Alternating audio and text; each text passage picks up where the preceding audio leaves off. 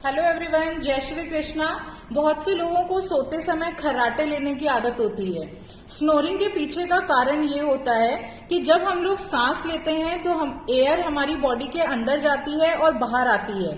Air को अंदर जाने और बाहर आने के लिए एक एयरवे की जरूरत होती है। जो एयरवे होता है उसके चारों तरफ टिश्यूज होते हैं और मसल से कनेक्टेड रहता है। इनकेस अगर किसी कारण से वो मसल्स रिलैक्स करती हैं तो उस टाइम में जो हमारा एयरवे है वो स्मॉल हो जाता है और जो एयर का स्पीड है बाहर आने का और अंदर जाने का वो बहुत ज्यादा इंक्रीज हो जाता है। जब ये स्पीड बढ़ जाता है तो स्पीड के बढ़ने से क्या होता है, उसके चारों तरफ के टिश्यूज बहुत तेजी से वाइब्रेट करने लगते हैं और those vibrations cause the snoring.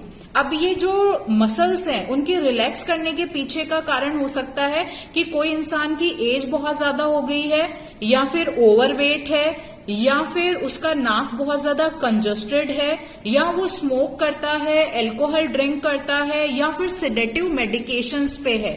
Hyper thyroid भी इसका एक कारण होता है। इसके अलावा अगर स्लीपिंग पोजीशन ठीक नहीं है तो भी स्नोरिंग हो सकती है।